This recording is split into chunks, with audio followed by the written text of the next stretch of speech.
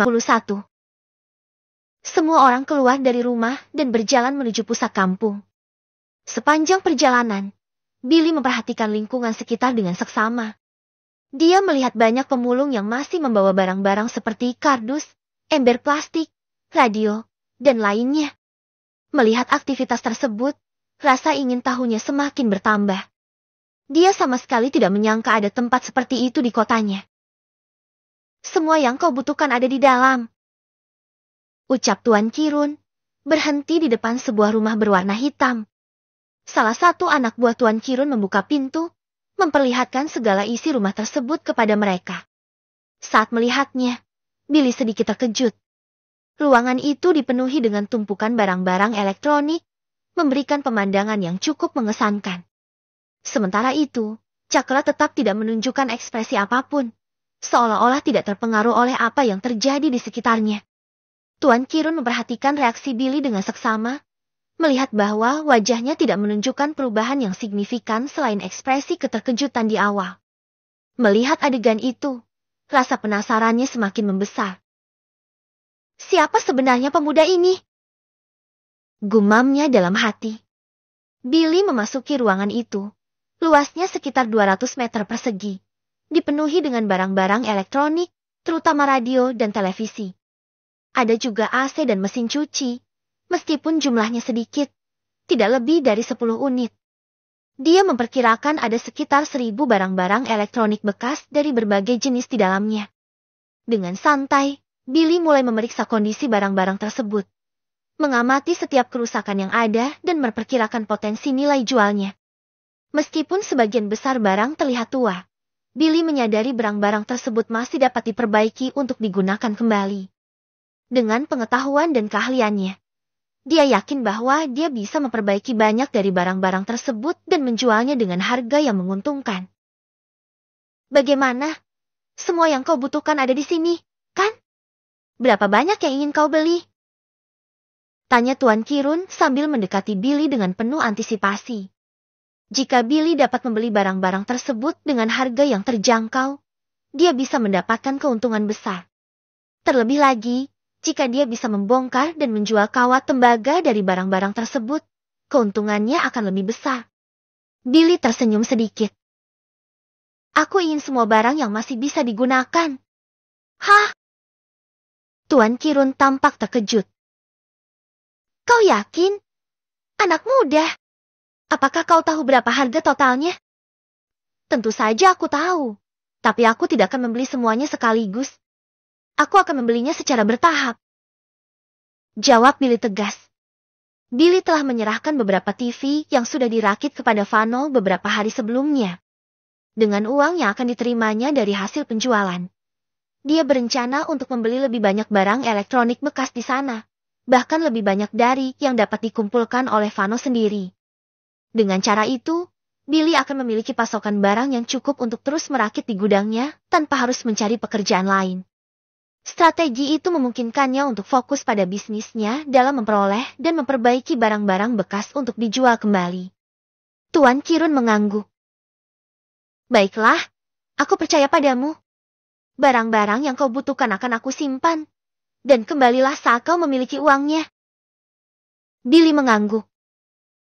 Oke, aku akan kembali dalam beberapa hari. Sekarang aku harus pergi. Dia berbalik, lalu pergi bersama Cakra dan Sonny. Aku tunggu ya, seru Tuan Kirun sambil melambaikan tangannya. Setelah sampai di gudang, Sonny berpamitan untuk pulang. Cakra tetap diam, seolah-olah tidak terlalu peduli dengan kepergiannya. Baiklah, Cakra, jika kau ingin pulang, tidak masalah.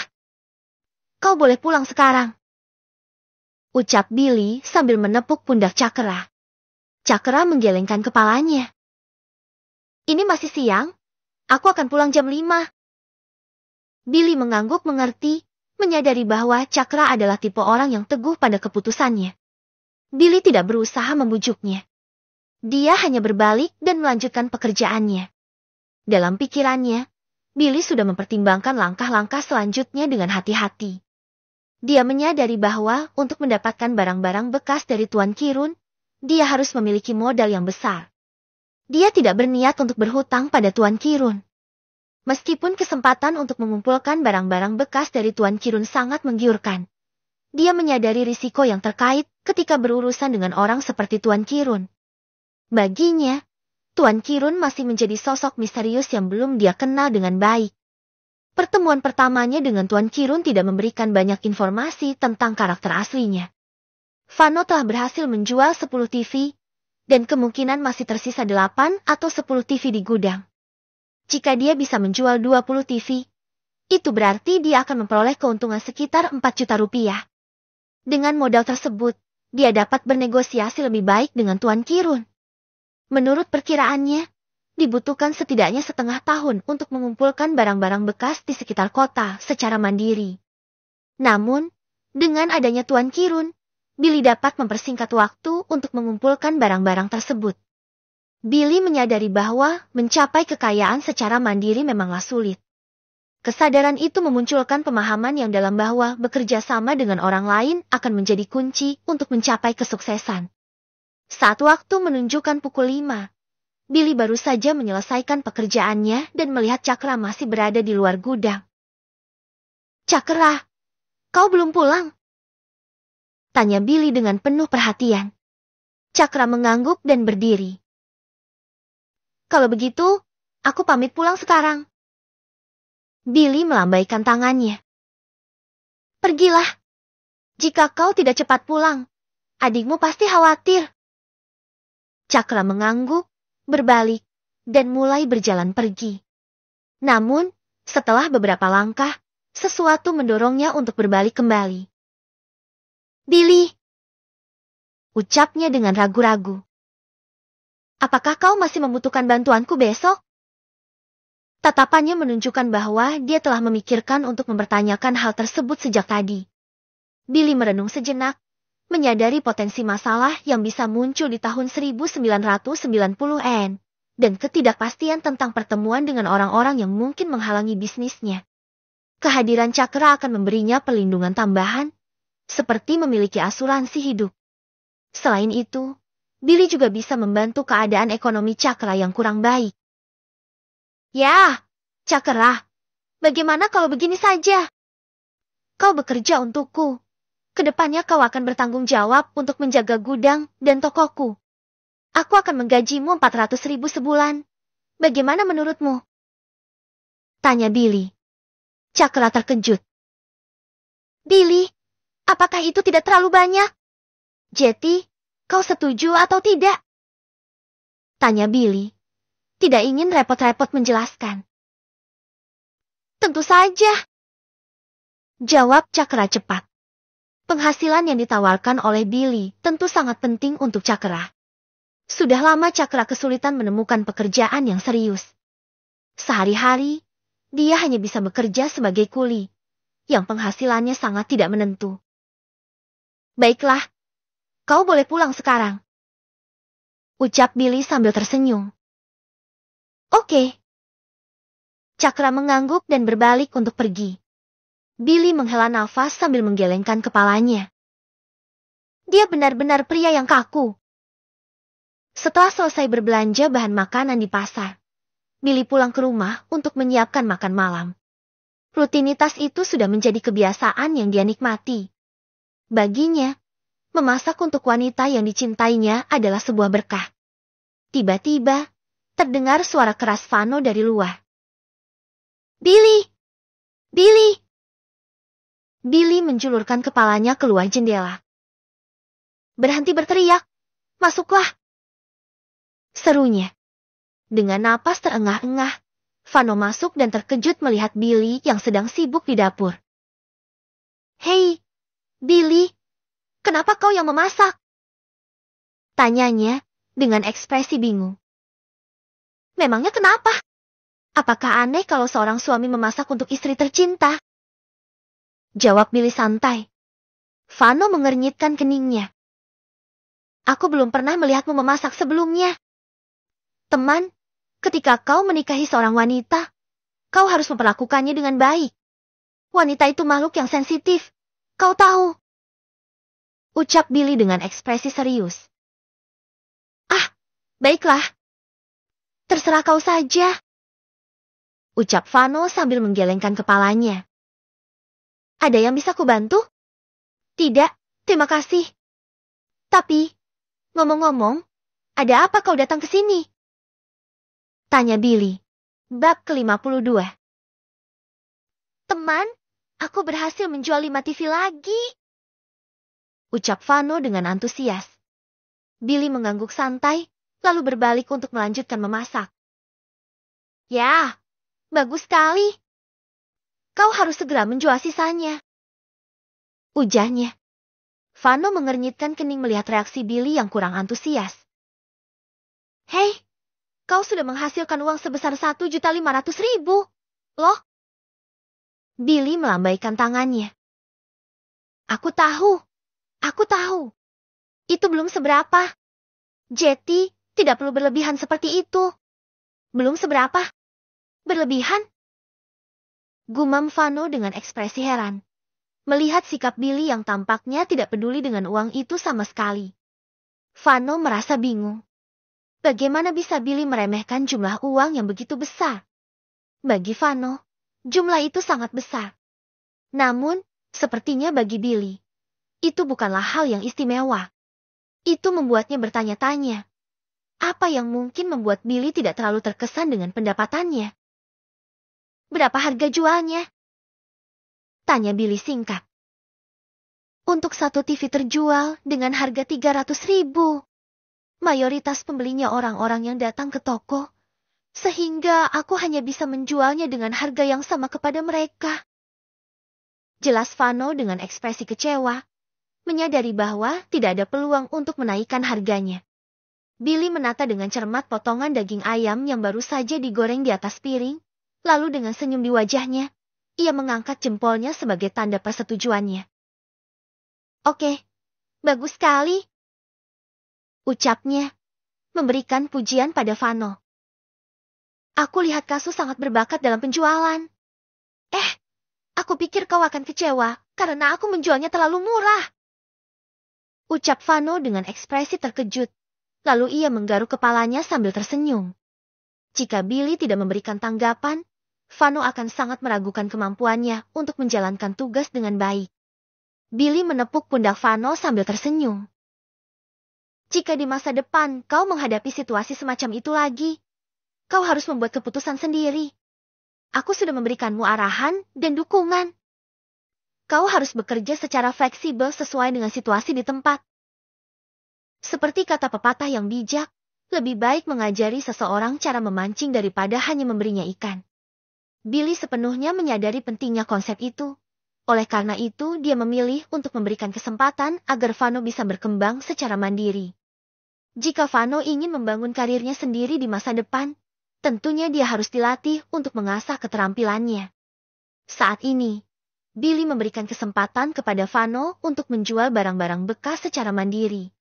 Itu tidak hanya sebatas tentang menghasilkan uang, melainkan juga memberikan peluang kepada Vano untuk belajar bagaimana melayani pelanggan dengan baik, meningkatkan keterampilan penjualan, dan membangun dasar yang kokoh untuk pengembangan karirnya di masa depan. Dengan kerja keras dan semangat yang tinggi, Vano berpotensi meraih kesuksesan yang lebih besar di masa mendatang. Baiklah, ini hasil penjualannya.